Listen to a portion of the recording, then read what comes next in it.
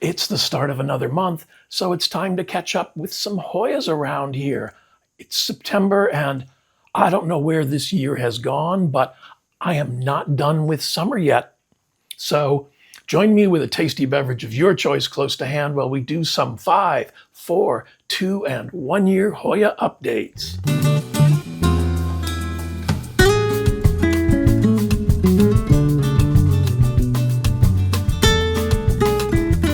And I'm happy to take this opportunity to send out some special thanks this week. First of all, to Janelle, who signed up to buy me coffees every month. That's very much appreciated. And to Gayazel, I'm sorry, I'm probably mispronouncing it. I'm going to go with Galyazel, Beata, and Amber, who sent me super thanks recently. Your support for my channel means quite a bit to me and goes a long way in keeping me in Hoyas and Dischidias, technology and infrastructure. So thank you all very, very much. And we've got some bloomers this week. One of them I'm really thrilled about. I've had a few carnivorous plants and I really appreciate them. And if you've got fungus gnat issues, this is a really good way, an effective way to address them. So in bloom this week, I don't know if you'll be able to see that, but I will include some pictures, is my Pinguicula Moctezuma. Now this one's really new. I've only had it here for a couple of weeks. And my experience has been that when you plant them up, you're going to lose some of the outer leaves, and that has happened. That's fine. So that's what's going on. But there's some new leaves coming out in the center there. And that little bloom, I can't wait to get some close-ups of it, was quite a surprise when I walked into the plant room. So yeah, Pinguicula, Drosera, I've had really good luck with them. The self-watering pots work really well for me, and my mixture is 60% pumice and or pon, finer pon, and 40% coco coir. And that seems to work really well. The self-watering pots are a big help. Pinguicula, Drosera, butterworts, those kind of carnivorous plants are bog plants, which means they like their feet really, really, really wet, but they want a lot of sun as well. So yeah, this is very cool. I'm happy about this. I can't wait to take some pictures. So, and if I've taken them by the time, they'll be over here someplace as usual. Now, also in bloom this week is a favorite, and he just decided to do great guns. And this is Hoya lacunosa Poonsak. And there are 1, 2, 3, 4, 5, 6, 7, 8, 9, 10, 11, 13 peduncles open on this guy. And yeah, that's very, very nice. That's very nice. I think the leaves are quite pretty. They're probably due to the amount of light it's getting, but they're a little paler. They're long and kind of narrow, but they've still got the ribbing in them and the raised central vein a little bit. And, lacunosa blossoms are very, very cool. And there's close-ups over here someplace. Yeah, I was happy when I looked at this and saw all the blossoms. So yeah, that's very neat. Helpful tip, maybe. Some of my plants that were in hanging pots, I moved to other locations from time to time, and I don't want to repot them into a different pot. So I found these fishing weights, and the ones I got are 4 ounce. And so if I hang one on the back, it keeps the weight of the plant from pulling the pot off the shelf. Really handy. I'm sure there are heavier weights, and I'll put a note over here of what, these are 4 ounce, so that's a 1/4 pound. I'll put a note over here as to what the metric equivalent of that is, but it should be kilograms 2.2. I don't do math without a calculator. So yeah, that's really neat. And this is Hoya lacunosa Poonsak. And here for 5 years is my Hoya pubicalyx. And it goes on and on and on and on. It's been growing. I need to do some trellising work with this kid. So Hoya pubicalyx is native to the Philippines, to Luzon Island, and it was first published in 1918 in the Philippine Journal of Science, Section C, Botany, by Elmer Drew Merrill. And I've had this one for so long. It was before I started writing down where things came from, because I didn't think I was going to need to know that. And I was wrong. This has done very well for me. The leaves are really cool. It's a good grower. Whoops, there's banging into the lights. Yeah, this has just done very, very well. It's in an organic mix, which is my standard setup of fine bark and cocoa husk chunks, some sphagnum, long fiber sphagnum, and some pumice. And it's in kind of a self-watering pot. Oops, there we go. Kind of a self-watering pot. But I think a true self-watering pot, they would be happier in this. It's bloomed for me, and with luck, I have pictures of the blooms over here. But it's very cool. I think this is the variety that's known as silver pink or pink silver. And it's just done well.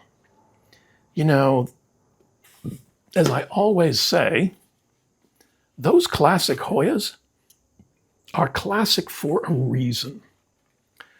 This one is very forgiving, very tolerant of a learning curve. So it really is a good first Hoya, in that it's not just going to up and die on you at the drop of a hat. But it did take mine a little bit of time to get established before it bloomed. So it grew, give me some leaves like that. I mean, they're really pretty. But it didn't bloom for a while. But it's a good plant.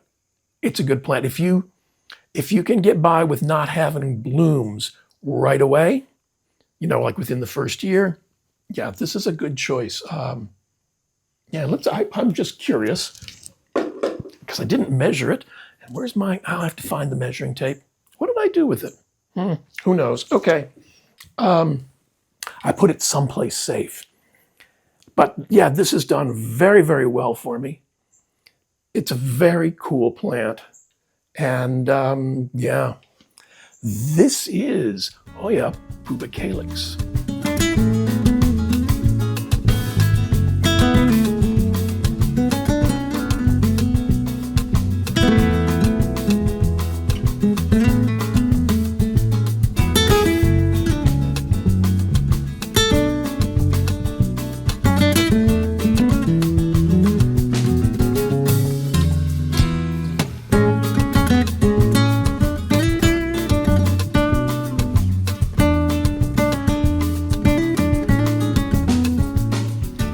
That's been here for 5 years this is Hoya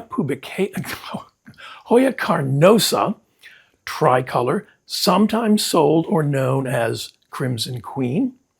And yeah, this one's been here for 5 years.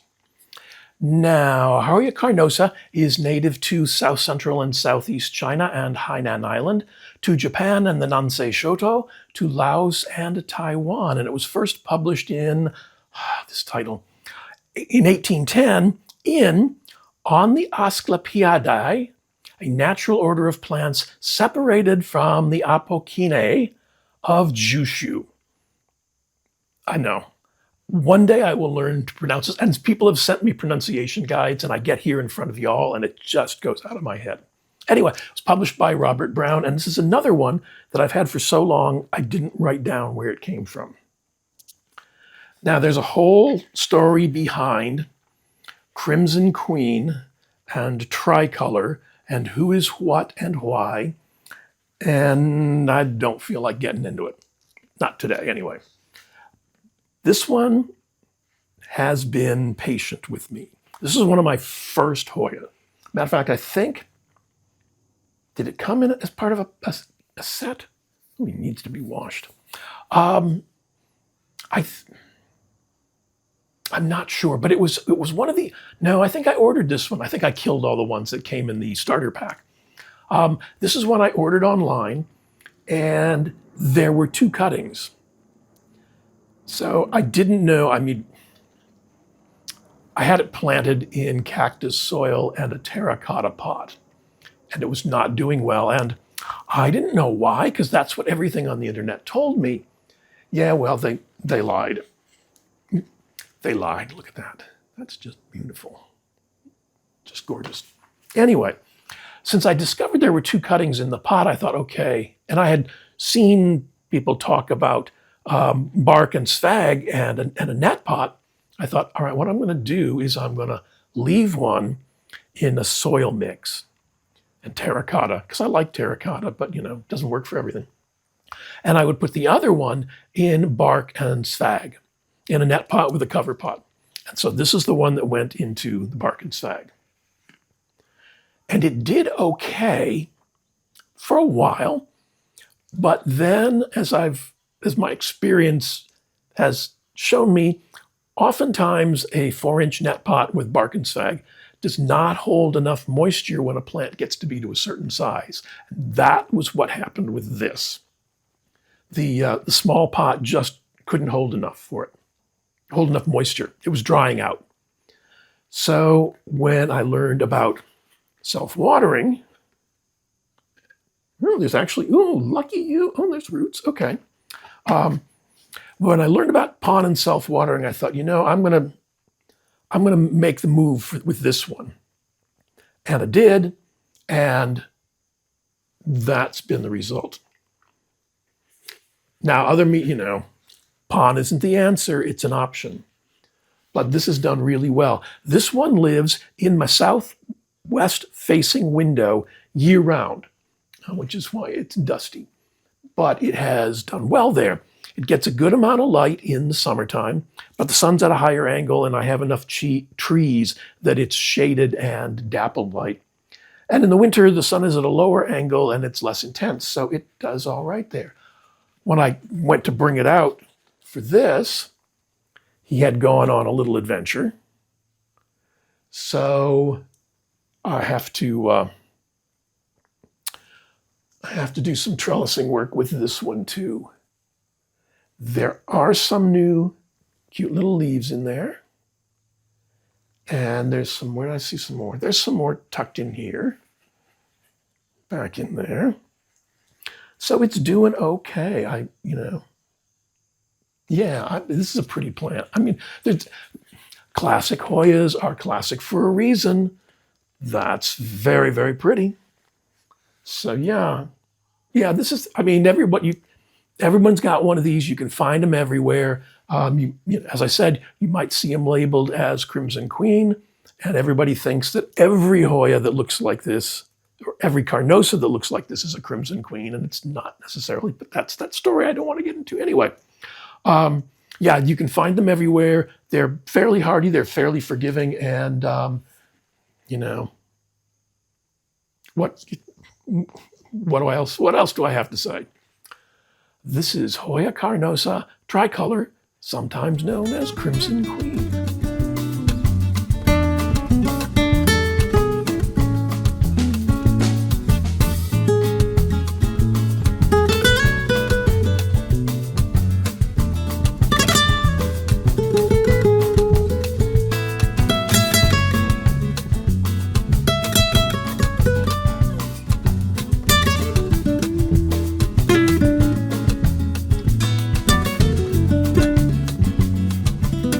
And here for 4 years is Hoya breviolata.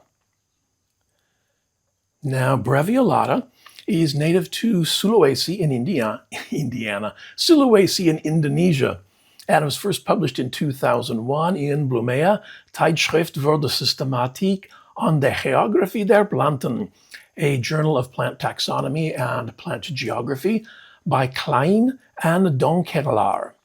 And I was not able to find first names for those individuals yet. I'm on the hunt, but we will figure that out. This plant came to me, not this plant, it was a free cutting, maybe that long. I don't even think I have pictures of what it looked like when it first showed up. And I looked at the leaves and I was not impressed. I mean, it was a free plant, so I was going to grow it. I think it came when I bought my Calistophylla. I'm not sure. But, I thought the leaves were kind of boring. I wanted variegation. I wanted splash. I wanted all that fun stuff. And Breviolata didn't look like much of anything. Well, I've kind of changed my mind. I think those leaves are really pretty. And this is a really good grower for me. It's in my standard pond and self-watering mix. It's fairly close to the end of a strip of plant sits like this, and the strip of lights runs this way. 20-watt strip grow light. I have had to cut it back several times. Matter of fact, to get it out of the shelves, I had to cut off how do Hoya find the tiniest little hole possible to grow through? This one did.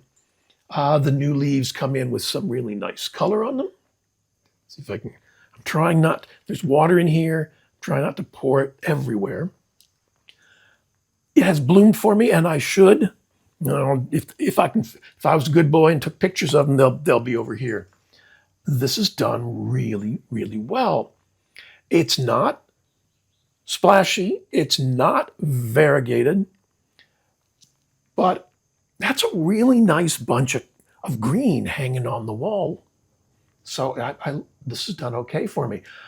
As it grew and grew and grew, I grew to love it more and more and more. So yeah, this has been very cool. I've had this so long that I didn't write down where it came from, but this is Hoya breviolata.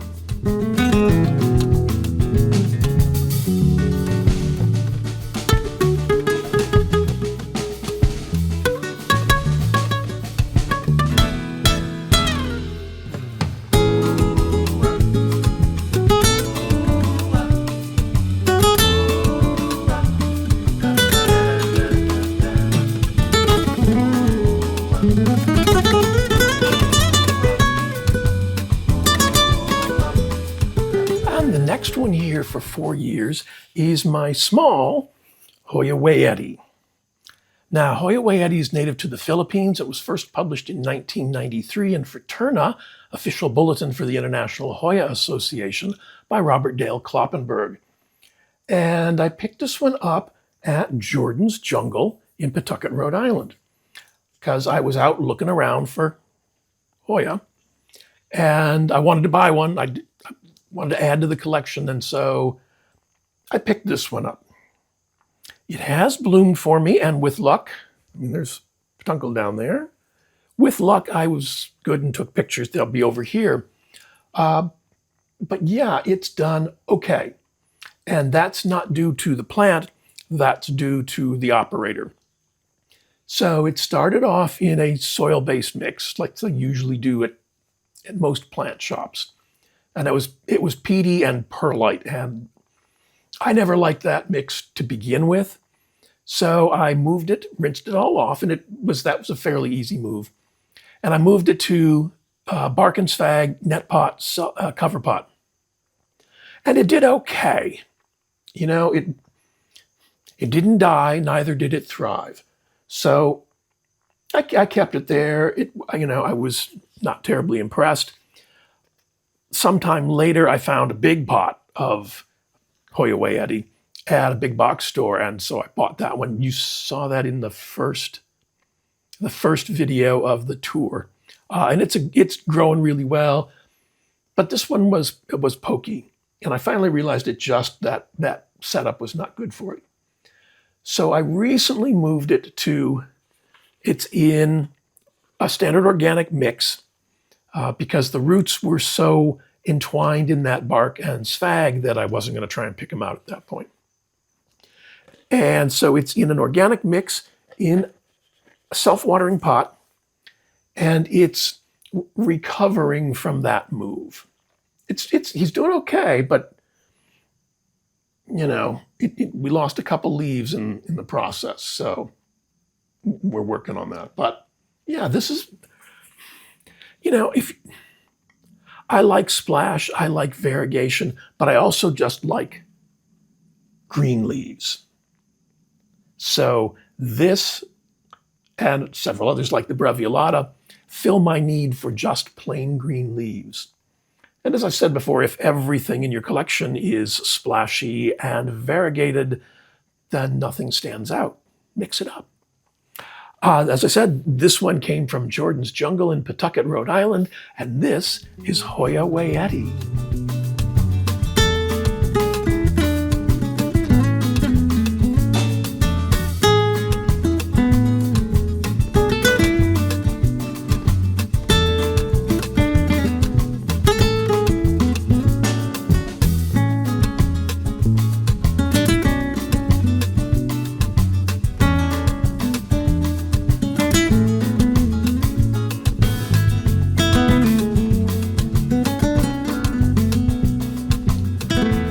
Next up, who's been here for 2 years, is Hoya species NS13323, sometimes called microdwarf. But that's not actually its name yet, so slow your roll, kids. This is a gorgeous plant. The only thing I've been able to find out about it so far is that it's from New Guinea. I can't get a specific location or even, I'm guessing that it was discovered in 2013 from the NS13. And I'm fairly certain that the NS stands for Nathaniel Simonson. So yeah, so 2013, New Guinea, Nathaniel Simonson. This is fun. I mean, let's see if I can get some good. It's a very pretty plant. And it's a rampant grower. Now, you'll see some scarring on here. We have had our struggles. I had a flat mite outbreak about over a year ago, not long after this plant arrived. And when this plant arrived, it took off like great guns. Maybe I have a picture. I haven't checked my files yet, but if I do, it'll be over here. It grew great guns right out of the box. It just took off and ran with it. Apparently it liked what it was doing. It's now it has been in pond and self-watering from the very beginning. But the flat mites just wailed on this little puppy. And I thought I was going to lose it. That's how intense it was. And it happened, I mean, it'd probably been going on, but I saw it and it was like really quick and the leaves were gone. But it has sparked right back up once we took care of that issue, and it grows like crazy. The leaves are very pretty, lancelet shape with some slightly raised veins, and the veins tend to be paler in color. This one's under fairly good light, so the leaves themselves, where are some of those good leaves? Down there. So the leaves themselves are a little pale, but it also seems to like that setup. For a while, this was the it plant. You know, love or money, you could get a cutting perhaps. It should not be expensive. Now, I'm not telling you that it will not be, but I'm saying it shouldn't be because it grows like crazy. There's no reason for cuttings to be expensive on this plant. So if you can't find a reasonably priced cutting or a start plant, just wait, okay? This is very cool. As far as I know, this has not bloomed for anyone yet in captivity. So yeah, we'll see. But man, it's very forgiving. It grows really fast. It's fairly tolerant of mediocre care, which, that happens sometimes. And I've been very, very pleased with how this goes. I'm going to put some close-up pictures somewhere in the course of this of the leaves, just so you can appreciate how pretty. But yeah, this is a fun one. This is definitely a fun one. This is Hoya species NS13323, and this one came from KB Flora on Etsy.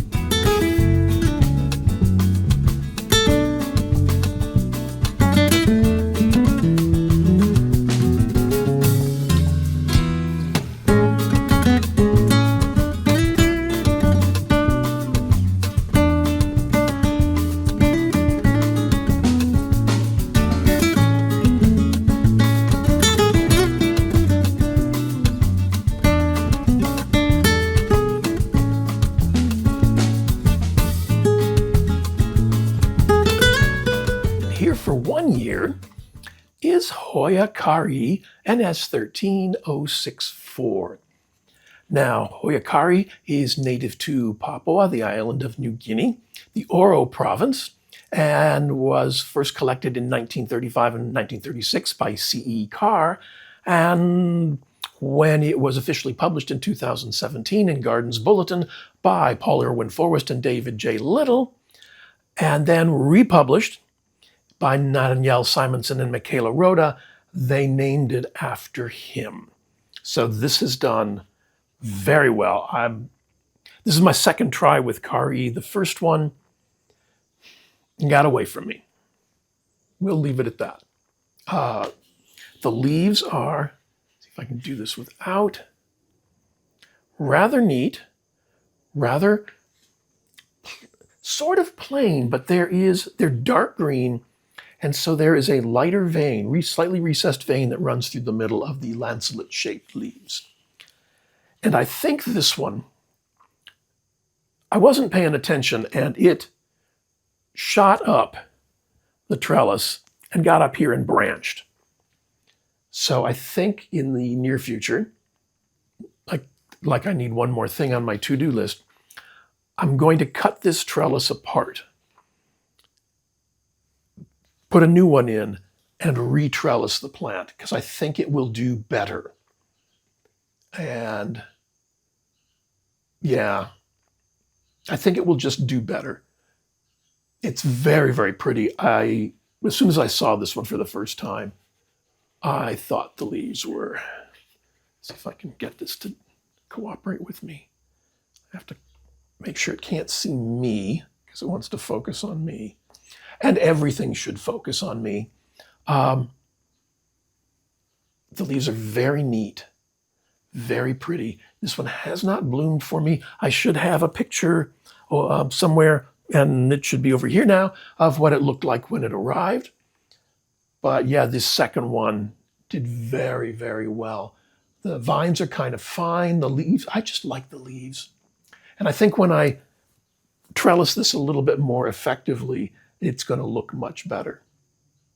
But yeah, this one, I'm very happy with this one. This one came from Hoya Treasures on Etsy, and this is Hoya carrii NS13064.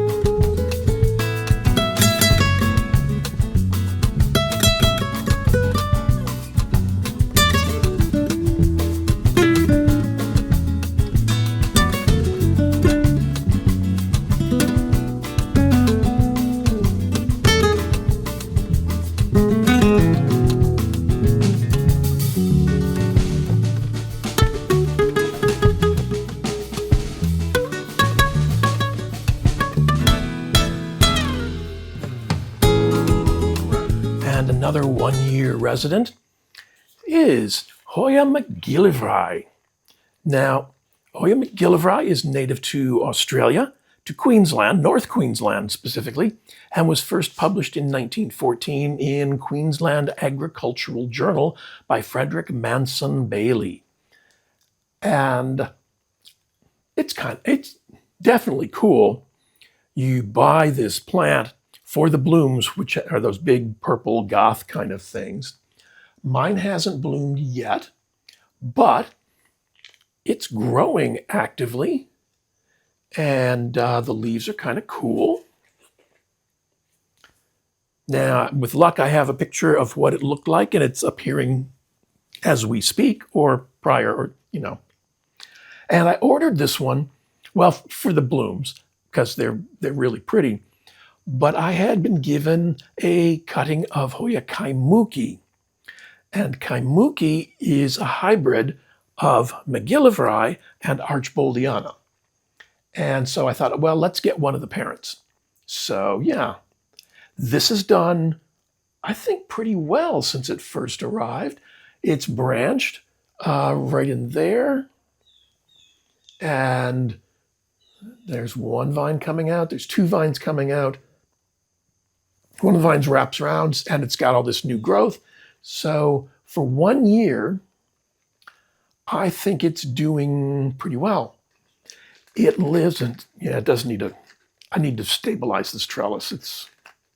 It was a make-do trellis, and it needed to fit on the shelf. And it's going so well that it's not going back on that shelf. So it can deal with a real trellis. This one lives in the fallout on the floor in front of one of my 6-foot, 1.8 meters sets of shelves. It's in pond and self-watering and needs a drink. Okay.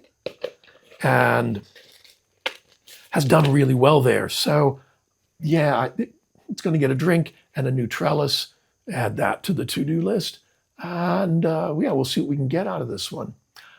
I'm happy that for 1 year, I think that's quite fine. And yeah, we're pleased. This one came from Gabriella Plants at their website, and this is Hoya McGillivray.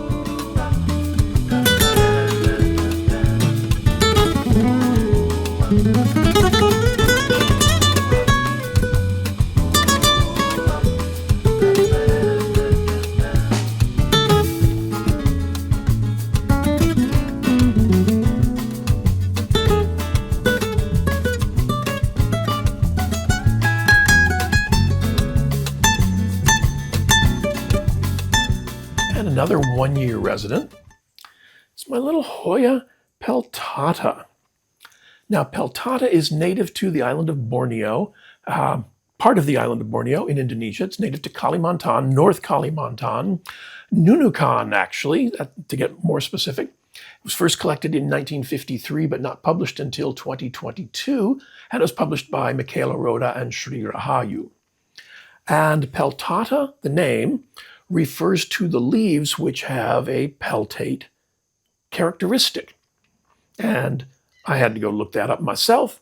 And what that means is that the support, the stem, is attached to the lower surface of the leaf as opposed to on the end of it. We'll see. We'll see. This one has done okay. It was kind of a slow grower to start with, and I still don't see any rootage in there. So I think I'm going to leave it in this little pot for a while longer. It has put out new growth. There's new growth there. And there's an active grow point. So I'm just going to leave well enough alone. I think putting it in a larger pot right now is not a good idea.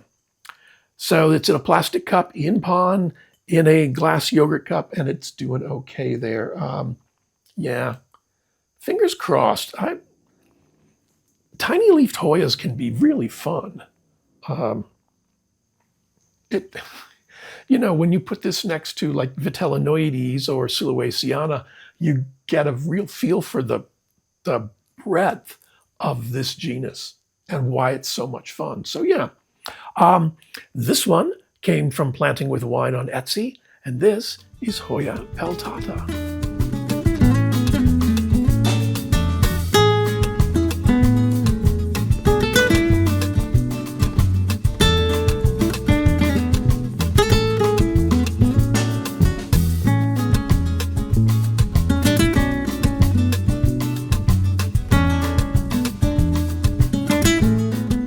Another 1 year resident, and I got the names confused, one of the names confused in the tour video, is Hoya pirifolia. Now, Hoya pirifolia is native to China, to the Yunnan province, to Yingxian Xian Sudian village. That's probably more information than anybody needs to know, but Yunnan, China will do. It was first collected in 2019, but not published until 2021 in Phyto Keys by Feng Wang. And pirifolia is named for the pear-shaped leaves. And they're really tiny, and it's probably difficult to see that at this, but magically there will be close-up photos, and yeah, the leaves are pear-shaped. And as someone who is somewhat pear-shaped, I recognize it. So yeah, they were right. It's got a new growth tip on the end, which is very nice. I don't see, well, you know, maybe. There's nothing coming out of the bottom of this little plastic cup. But that could, I need to get my magnifying glass out when I get him back to where he lives and see. He's in pond in a 3-ounce plastic cup, holes cut in the bottom, reservoir in the bottom of the yogurt cup, and he's putting out growth. So I'm happy about that. This one also came from Planting with Wine on Etsy, and this is Hoya pirifolia.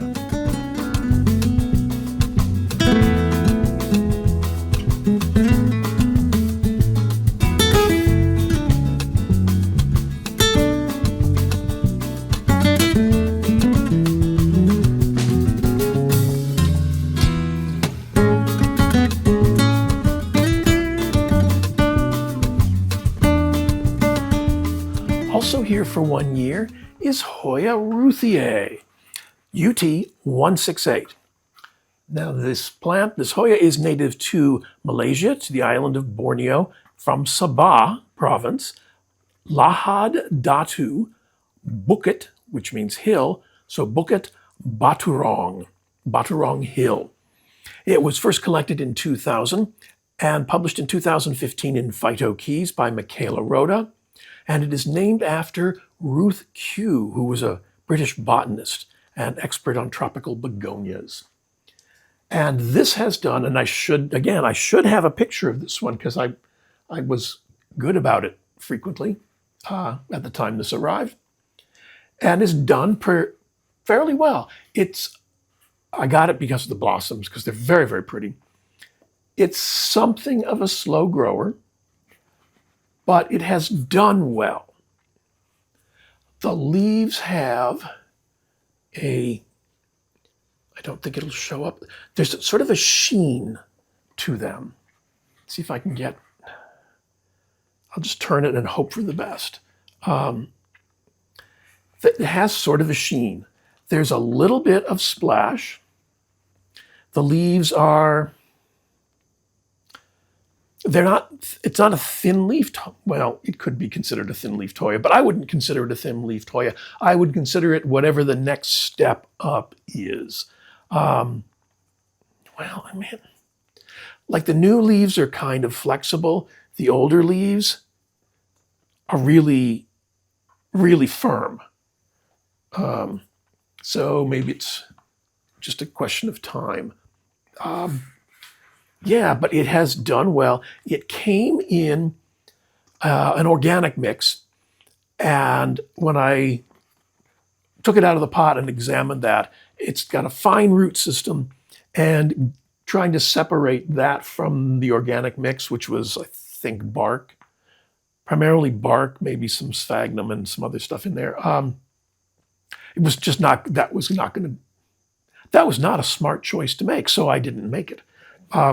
It's living in my standard mix of cocoa husk chunks, fine bark, long fiber sphagnum, and some pumice. It's in a self-watering pot, and there's water in the bottom, so, well, not, nutrient solution, but yeah, there's moisture. It's done well. The leaves are pretty. And the blooms are supposed to be nice as well. So, yeah, okay. Get to work. Got stuff to do. Come on, everybody here works. Happy with this plant. I think when you take a look at what it was when it arrived, I think that's a good amount of growth for a year. And this one came from Gardino Nursery at their website. And this is Hoya Ruthiae UT168.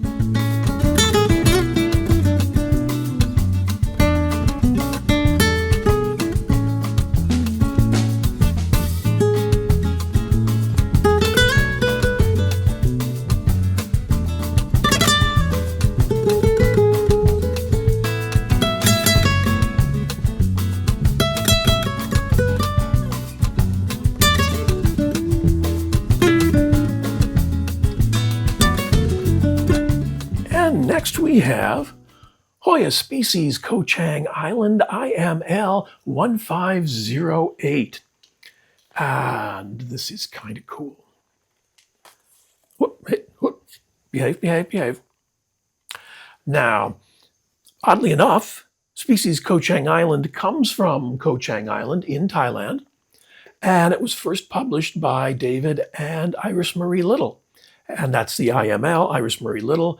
The story I was told was that she was the organization one. She wrote everything down and, made sure it was all recorded and noted. And after a while, she just gave it her own accession number because I guess waiting for David to come up with one was just taking too long. So, yeah. This has grown. I got this vine and another vine over here. It looks like it's starting to set a peduncle. There's another peduncle down here.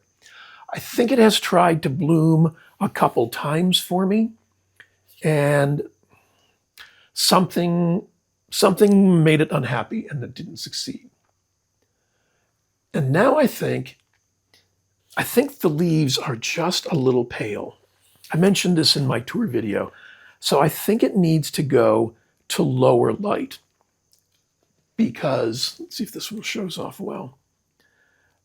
There's splash in these leaves. There's a raised central vein. And I think if it were getting less light, it would be prettier. I think the splashing would show up much stronger. It's getting a little bit of sun stress, but that's not helping this leaf look better. So yeah. And with this growth, it needs a taller trellis anyway. So is there? Nope, needs a drink. So we will take care of that on the way back to the plant room. But there's new growth. There's a new leaf coming in there. Right there, there it is. There's a couple vines coming out of what first arrived, and now would be a good time for me to put in a photo of what it looked like when it first arrived. I think lower light and this plant is going to be just stunning. I mean, looking at what's going on with the leaves, I think if they were darker, it would take breaths away. So yeah, it's done well for a year. I'm happy with it. No complaints. Said it's in pond and self-watering. And right now it's living really close to too much light. I think on that shelf I have two 20-watt strips, and I'm gonna get rid of one of those strips. It's too much. So I think one 20-watt strip of grow lights would work better for everybody on that shelf, by the way. But yeah, so I think lower light is going to help this plant a lot. And yeah, it's pretty. It's really pretty. This one came from Gardino Nursery on their website. And this is Hoya species Chang Island IML 1508.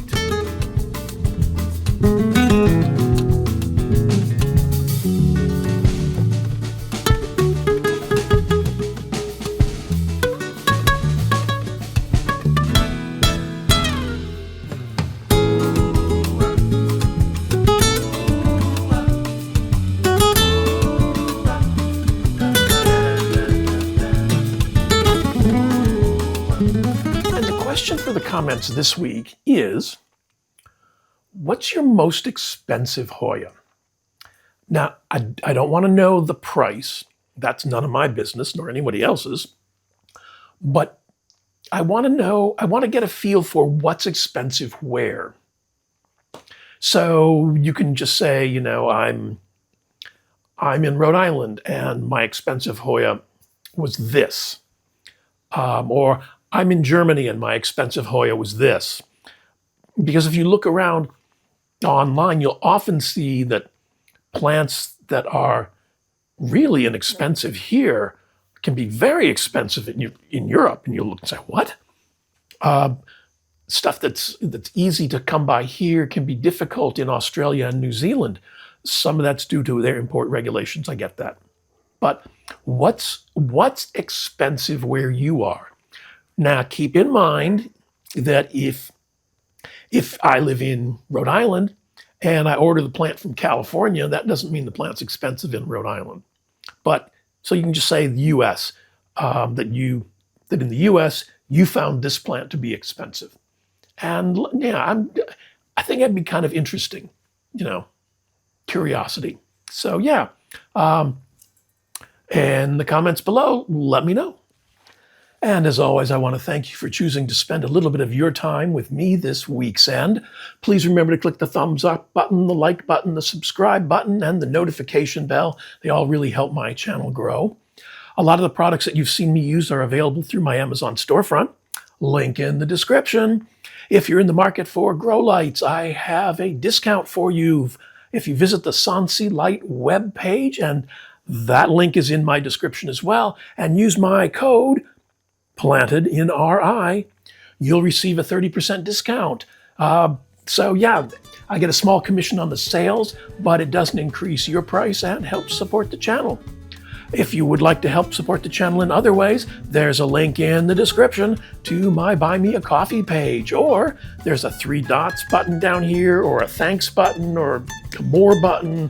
There's something down here, click around and see what you find, but there's a thanks button down there. And YouTube handles all the thanks button stuff. Links to a couple more videos over here on the side, probably part of my Hoya tour, and please enjoy the rest of your week's end.